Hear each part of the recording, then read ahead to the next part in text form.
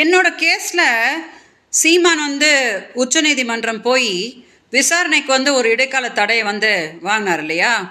அதில் வாங்கும்போது நீதிபதிகள் சொன்னாங்க, இந்த மாதிரி விஜயலட்சுமிக்கு ஒரு இழப்பீடு கொடுங்க அப்படின்னு சொல்கிறாங்க.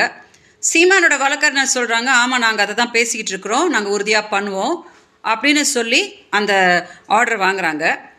வெளியில் சீமான் பத்திரிகையாளர்களை சந்திக்கும் போது நான் அப்படி ஒரு இழப்பீடுலாம் கொடுக்க போகிறதில்ல அப்படின்னு சொல்லிட்டு போகிறார். ஸோ தமிழ்நாடு மீடியாவுக்கு என்ன கன்ஃபியூஸ் ஆகுது அப்படின்னா, அடுத்ததான் நான் என்ன பண்ண போகிறேன், இல்லை என்கிட்ட ஏதாவது பேச்சுவார்த்தை நடத்தியிருக்கிறாங்களா, எனக்கு ஏதாவது இழப்பீடு கொடுத்துருக்குறாங்களா அப்படின்னு மீடியாவுக்கு ரொம்ப கன்ஃபியூஷனாக இருக்குது. ஸோ நான் எல்லாருக்கிட்டையும் பேச முடியாதனால இந்த வீடியோ வாயிலாக எல்லாருக்கும் கிளாரிட்டி கொடுத்துட்றேன். இப்போது 14 வருஷமாக இந்த கேஸில் நான் எப்படி போராடிட்டுருக்கேன் அப்படின்னு உங்களுக்கு எல்லாருக்குமே தெரியும். இதில் எந்த அரசியல் இதுவும் கிடையாது. சீமான் தான் தப்பிக்கிறதுக்கு இவங்க பின்னாடி காங்கிரஸ் இருக்காங்க, இவங்க பின்னாடி பாரதிய ஜனதா இருக்காங்க, இவங்க பின்னாடி திமுக இருக்காங்க அப்படின்னு சும்மா பொய் சொல்லிக்கிட்டு தப்பிச்சிட்ருக்கிறார். இப்போ கூட சீமான் எந்த தவறும் செஞ்சுருக்கலன்னா, தமிழ்நாடு காவல்துறை பண்ணுற விசாரணைக்கு நேர்மையாக ஒத்துழைச்சிருந்தாருன்னா நிறைய விஷயங்கள் வெளியில் வந்திருக்கும்.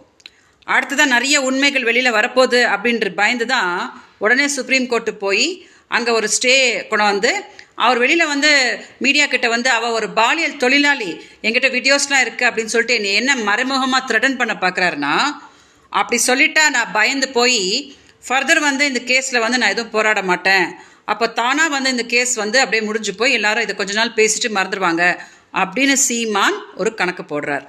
இப்போ சீமான் கிட்ட நான் என்ன சொல்கிறேன்னா, பாலியல் தொழிலாளின்னு 14 வருஷமாக என்னை சொன்னதுக்கு நான் விடவே மாட்டேன். சுப்ரீம் கோர்ட்டுக்கு எடுத்துகிட்டு போய் ஏன் என்னைய 14 வருஷமாக சீமானும் நாம் தமிழ் கட்சிக்காரங்களும் என்னைய பாலியல் தொழிலாளின்னு சொல்லி டார்ச்சர் பண்ணி சாகர லெவல் வரைக்கும் என்னைய தள்ளுறாங்க அப்படின்றதுக்கு சீமான் அங்கே பதில் சொல்லியே ஆகணும். ஓகேயா?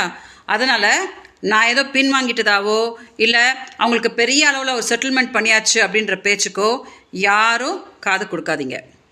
இப்போ தான் சீமான் நல்லா மாட்டிருக்கிறாரு. அதனால் அடுத்ததாக என்னென்ன ஆக போகுது என் தரப்புலேருந்து அப்படின்றது உங்களுக்கு எல்லாம் வரும். அது வரைக்கும் தயவு செஞ்சு எல்லாம் பொறுமையாக இருங்க.